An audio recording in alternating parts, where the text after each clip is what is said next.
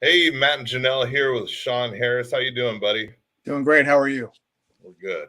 We're good, man. So we wanted to have you on tonight because we wanted to share with the community some of the cool things that Yuba City's been doing lately. And we figured who better to ask the questions than somebody who's sitting on council. Yeah, you bet. Be happy Awesome. to. So this year was the second year that we got to go on the bus tour with the mayor. Yes. And it was really cool because everybody was there. It was like Cool and the Gang was there at different spots throughout town. Yeah, it was a really good thing. We started doing that a couple years back, and this is the first year we've had multiple days, and then multiple sessions on multiple days, and so the interest has been very good. We're very pleased with that. It's too bad we couldn't have more room for more people. We'll try to figure out another way to do it, or maybe even have more sessions later. But it was very good. In fact, we came up thought of an idea, maybe for as far as recruiting new employees, maybe doing the same thing, kind of a tour of the city oriented towards folks who might not be from the area, to let them know the special thing we have going on here in Yuba City, to try to generate some interest in people coming to work here. Yeah, so that's we might be able to do that too. Yeah, Yuba City is really unique in the fact that it's such a small town, but it's a big city at the same time. I mean, yeah. So and we're close to so much. We have proximity to a lot of other amenities too, beyond our city limits. But as far as work-a-day, living day to day, this is a great place to be. Yeah, I absolutely love it. Matt brought me here about 11 years ago now from South Natomas. Oh, that was horrible down there. My baby shower was interrupted with a police raid on the neighbors. Insane.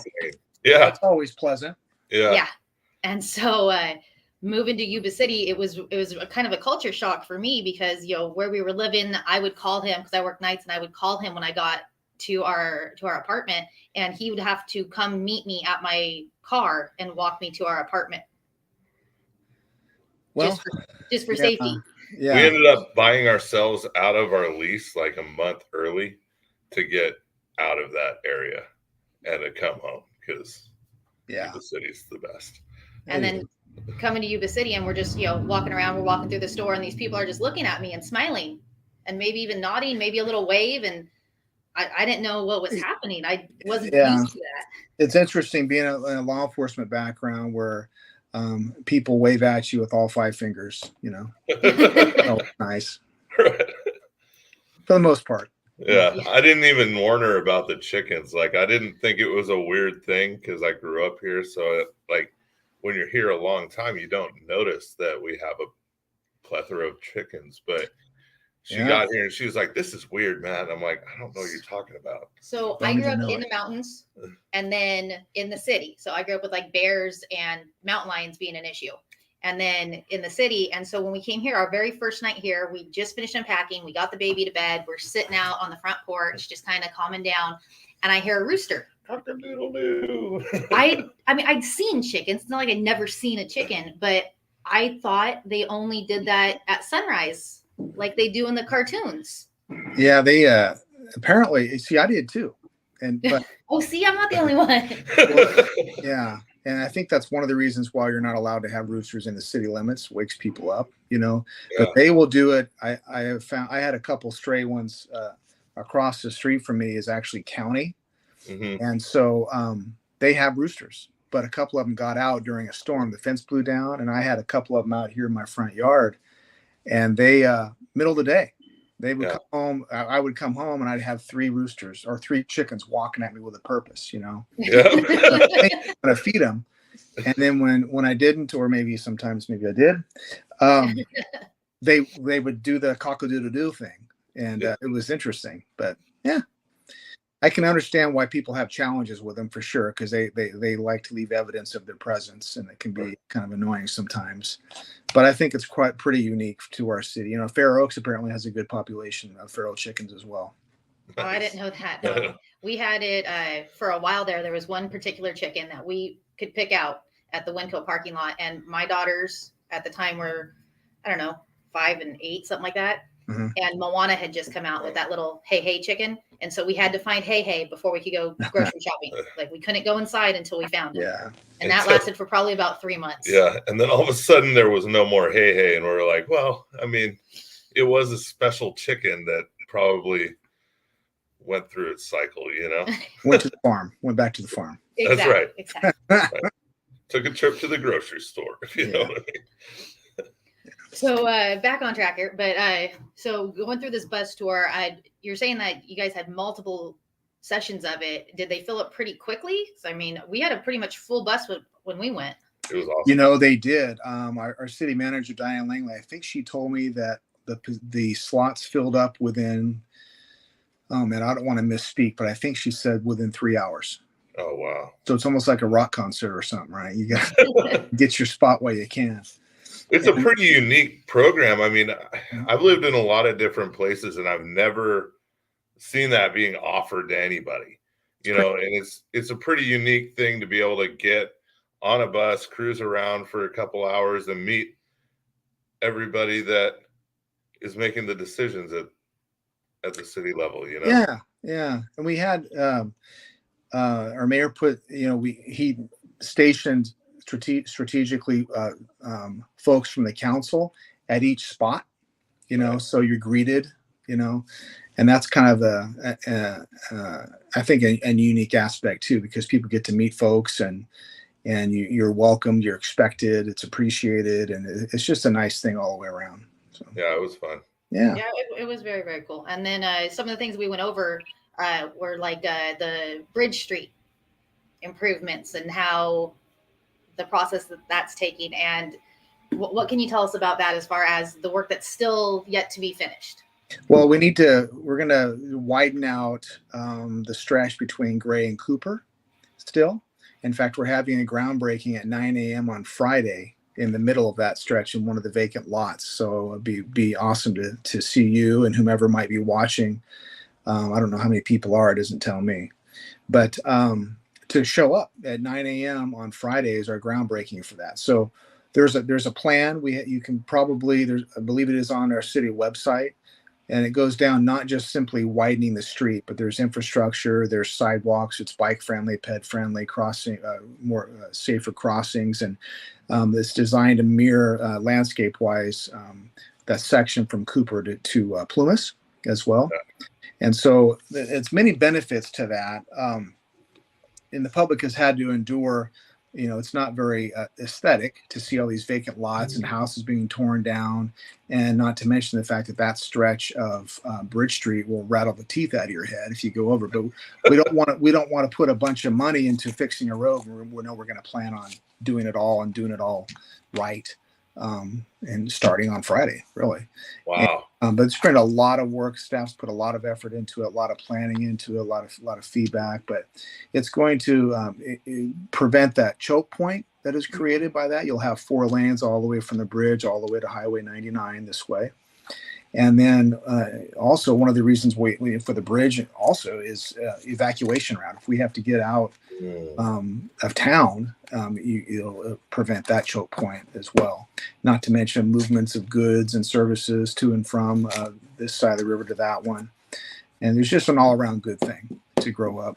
So. Well, when they did the Bridge Street, I don't know, improvement, rebuild, whatever you want to call it, when the new bridge was built, that new 5th Street Bridge, I know that was a big deal, and that was you know, obviously it doubled the space, it's newer infrastructure. But if I remember correctly, and I really hope I do, because this was not in the notes and I'm kind of just throwing this on you here, I want to say that there was a really cool like water safety feature paired with Marysville that was put into that bridge. Well, there's a water pipe, if you will, underneath the bridge, in case you know, they run short of water, we can help them out, and so to get water across. And you know, it's, if you're going to build it, it's good to think about it ahead of time, even like fiber optics things and things like that to get across a waterway. You may as well get a 2 or 3 for when you're going to do a bridge to get everything else too. So yeah, because the city's, you know, just going to keep expanding. You know, I know we've had due to fires and everything in our area, unfortunately, a lot of people had to relocate. And fortunately for us, a lot of those great people decided to go ahead and start putting roots down here, which it's going to be that growth. So there's going to be more people, there's going to be more traffic. This way, we're alleviating a lot of those issues too. Well, we'll help ease some of the pressure. Now, when we talk about growth, we're really trying to focus also to avoid sprawl, but we have a lot of room to grow in the interior ports, so infill, if you will. And so if we can do, I just got back from a trip to Washington, D.C. when we went on a tour, some examples of infill development in Virginia, just south of D.C. proper. And there are plenty of examples, other places too, I'm sure. But folks would, you create, for example, there was a Target store, but above the Target store, apartments. Right. And then around the perimeter would be like the Starbucks and some shopping, maybe bookstores and things like that. So you have some quality of life things. But if you worked there, guess what? You're living and you're working. You don't have to get in the car. Right. So No, not only does that save you gas money and save you time and gets you maybe a little bit more in shape if you're walking to and from, but you're alleviating some of the congestion and you're doing your part to lower our greenhouse gas emissions all at the same time. Which is all great, but you do lose your excuse for being late to work. You can't say that you're late because of traffic. Yeah. So. Well, especially the people that are, during COVID are working from home. How do you be late from work there? Yeah. No excuses at that point. So it's going to be a good thing. And then, of course, you couple that with the bike path that's in the works that we're trying to work on, getting from out there in Acacia and all the way into the new park, which is DRS Baines Park here in Harder. The next leg that's going to be finished is like from Hooper to the park itself, which stops at Harder, and then the railroad right away behind Walmart and that shopping center all the way through eventually to Plumas Bridge. So you link everything up. You alleviate some of the eyesores that goes along with old railroad property. And then you provide mobility alternatives for people other than their car to get out on the trail. Say if you live on Reeves or somewhere back in there behind Plumas Street and you need to go to the future county office buildings at the Kmart building, or if you want to go to Walmart, if you want to go to a park, if you want to go have a cup of coffee or something, you just get on that path rather than in your car. And now we're going back to all those other reasons that we talked about, why infill and multi-use development is so important, right? And eventually the vision, whether it's just in my head now or not, I'm doing a lot of talking about it, but we can incorporate that old railroad trestle over there, just south of the the Fifth Street Bridge, incorporate that into a bike path down through Marysville and down their soon to be brand new Fifth Street corridor, up onto the levee and on out to Sycamore Ranch, whereas potentially proposed a water community education. That's not the right word, but they're going to do a big center education, water related, out there. Of course, it needs to subject to approval and funding, right? All that stuff, but that's been talked about. So if we can link those all the way out, right, that would be. I follow you on social media. Follow your Facebook, and I remember you posted probably right after you got back, or maybe while you were in Washington D.C., some of the renderings and some of the. This is what it actually looks like. This is what it's done.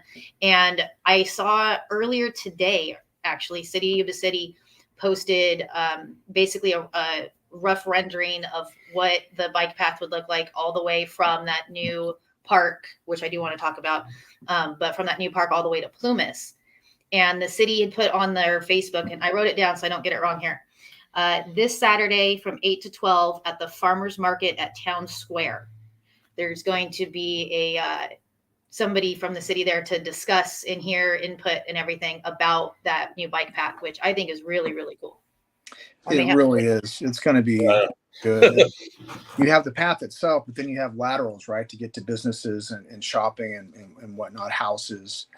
And it'll be a good thing, and more than just asphalt atop an old railroad. I mean, have some landscaping.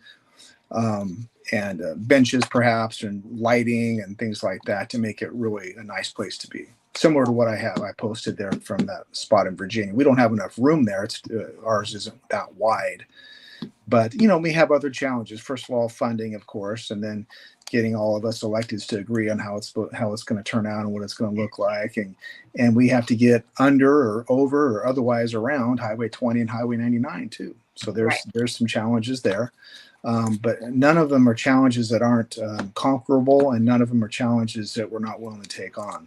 Because it's so worthwhile if you just keep your eye on that prize, right? I'll be off the council by the time it's done, but I plan on being actively involved in seeing it to fruition as much as appropriate.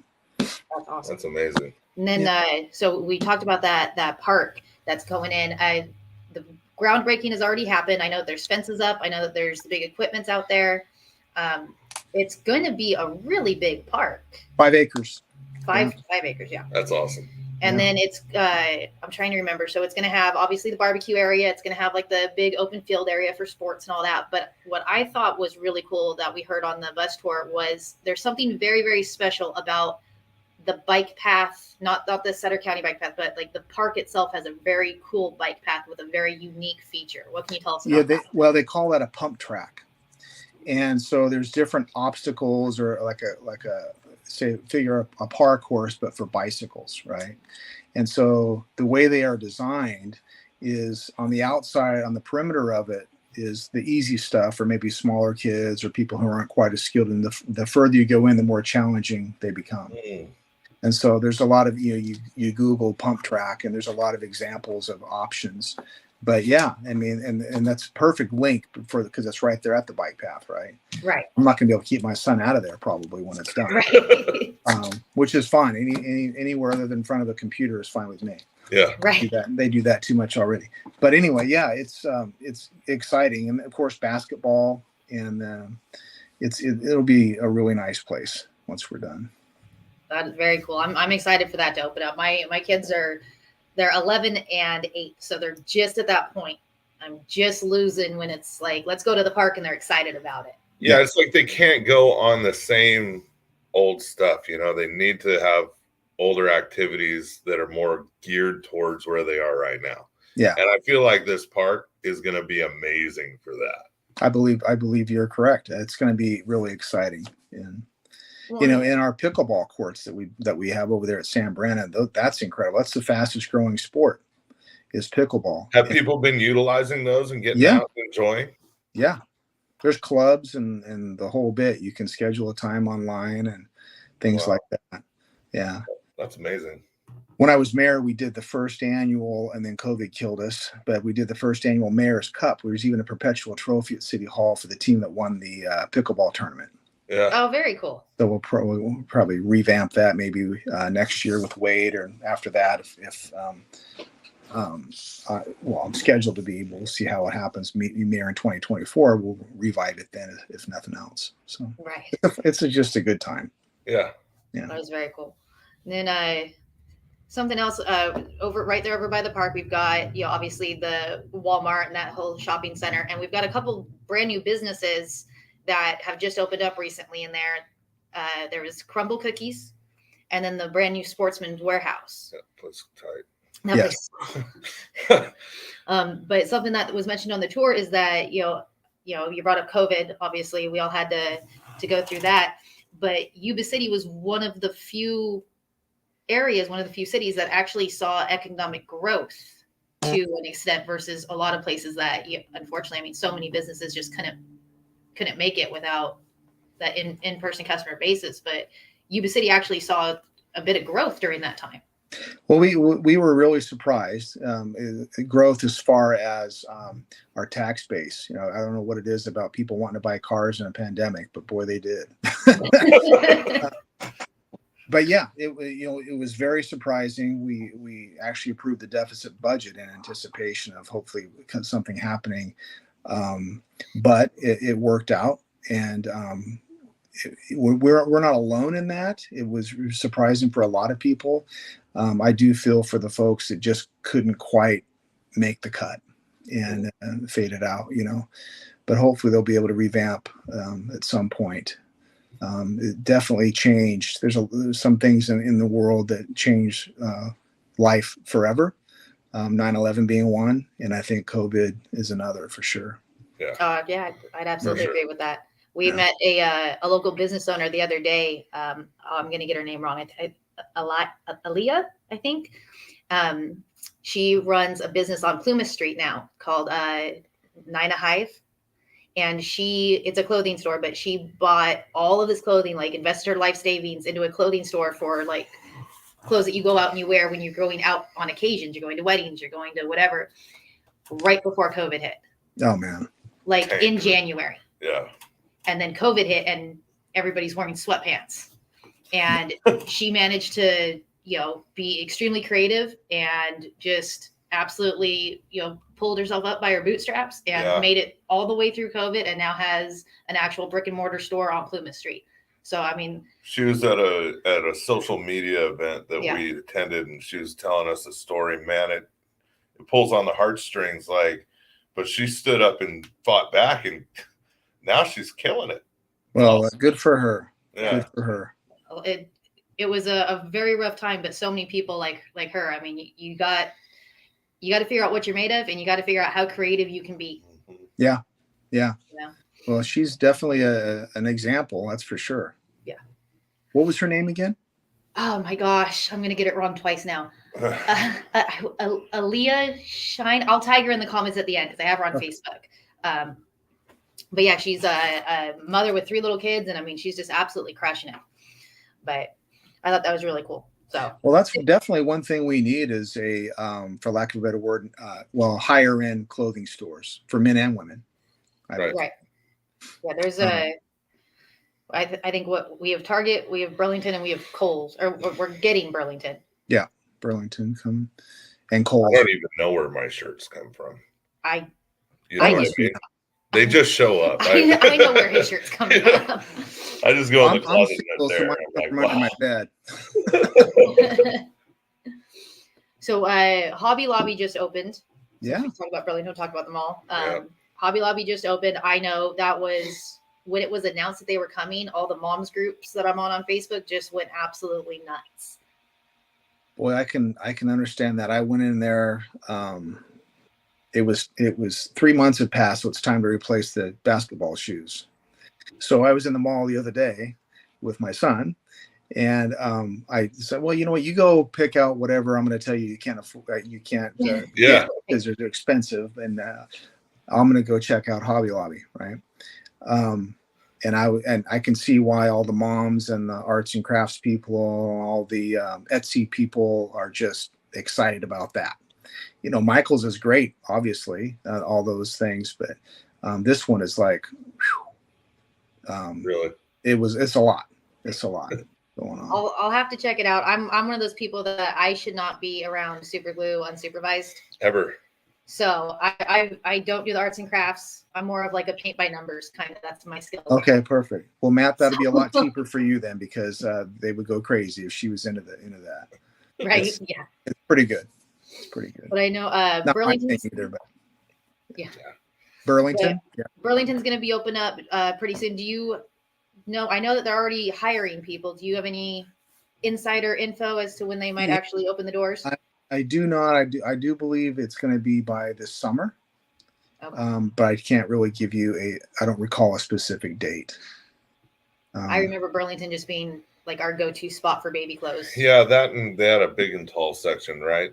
So I'm both big and tall. So, I have a very limited place where I can shop, or where she shops for me, And I remember in Woodland, we had a Burlington. That's where I went. I mean, yeah. Convenient. So let's see. We're knocking off everything I had here, except I did want to talk about, I'm sure everybody's noticed all the construction that's going on across from Winco on Franklin. And there's going to be, as I understand, it's going to come in 2 different phases. Is that correct?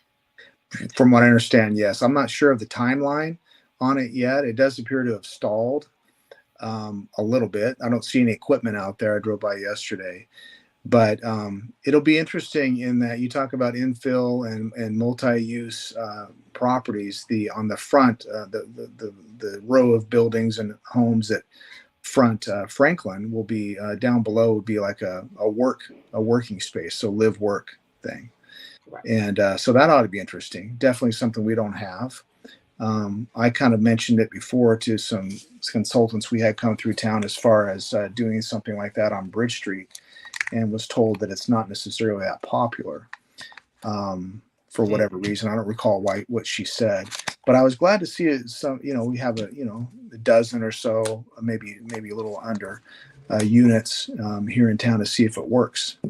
Because that whole corridor can really be something nice, and people can actually find a business, or they have a business where they can live, where they work, and vice versa. It should be a good opportunity for those folks. Yeah, and it just seems like a really good opportunity for younger people trying to establish themselves. That's really what keeps coming into my head is like, man, if I had this when I was 18 or 19, an opportunity to be close to work, but also close to the college. And, yeah, it blows my mind that wouldn't be popular.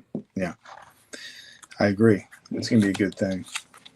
So I know we've got that coming, and then you're talking about this infill, and I know during the tour we talked about some motel or hotels, like nice hotels. Yeah, big ones coming to the area. Mm-hmm. And I want to say, and I don't know the street names as well as a council member and a former peace officer, but that big empty field behind Target. Well, that's Onstadt base. It's Onstadt, okay. And that's by Hilton, I believe. The home. My computer just died, but home to something. I had an opportunity to stay in one of those in Utah recently, and it was pretty nice. And it's kind of like the quality like right in there at Hampton Inn level, which is my favorite price point. Right. It's not lower end, but it's not outrageous to where you got to pay for every move you make, which is infuriating. But I think for Yuba City, we need the hotel rooms. We have the new one, of course, being built at B and Shasta. That's in the process right now. And at Holiday Inn Express, and then there's another one on Woodward that's proposed. And Woodward, I wouldn't blame you if you didn't know where that was, because it is a street, but it's not. You know where Spurbeck's Nursery moved to? Yeah. Yes. That's Woodward. So it's going to be between Spurbeck's Nursery and the old railroad right-of-way is where that hotel is going to be. Okay. But we need the hotel rooms, and particularly with the soon opening of the Mormon temple. People come from all over, and they need a place to stay, right? Yeah. And hopefully eat, and hopefully buy gas, and hopefully everything else too. Yeah. So it's going to be a good thing. Well, no, we should, I think, have the Sikh parade back this year, and I know that always fills up the hotel's rooms when we get a lot of visitors in for that week and a half or so. Yeah. That's another good thing. It's just one more thing to the long list of things that make Yuba City special, for sure. Yeah, I had no idea. Talking about that temple. Excuse me. I mean, we've seen it go up. It's actually right down from our office. We're on Civic Center, so we drive past it every day. I had no idea how rarely these temples get built. I figured, okay, they're building a temple. That's fantastic. And it's absolutely gorgeous. Yeah. But apparently they only build one every 3 or 4 years, we were told. Yeah. I don't know what their frequency is, but it is definitely a big deal that they build one. And it's a big deal that they build one here. Right. Yeah. Right.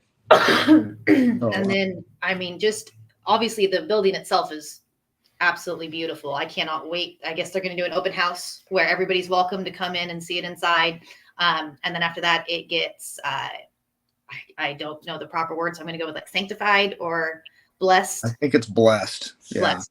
And then after that, only certain people are going to be welcome to the inner part of the temple there. But even the landscaping is gorgeous. We happened to be driving by when they started bringing in those olive trees. Yeah. You know the story behind that? They're 100-year-old olive trees that were brought in from Corning or something. I don't. Yeah, I'm not sure where they were brought in from, but yeah, 100-year-old, and there's only one other place in the world that has them. That's Other insane. than that orchard. I guess the church owns a huge olive orchard. Okay. But how they decided on putting them here and how they decided on having a dozen of them, I don't know how all that works. Yeah, there's a It lot. sure adds a lot to it for sure, and adds to the story. So Absolutely. yeah. So we've got that coming in soon. We've got all the businesses that are opening up. We've got the park that's being worked on, Bridge Street that's coming up. We've got a bunch of new homes. Yeah, I was gonna say, how are we gonna house all these people? Yeah. We're working on that. Yeah. So just bigger and better things always coming to the city. I really appreciate you coming and spending your evening with us. Yeah. Thank you so much. If anybody has any questions, I'm sure they can go yell at somebody else in the city, right? Just anybody else? Yeah, anybody. But yeah, Okay, awesome. Contact me. I'm happy to chat with anybody. And I guess there's not a live chat room on this device here. I can't see that. Sometimes they have them where the questions pop up while you're talking. Maybe it's on your end. Yeah, we haven't had any questions come up. Okay.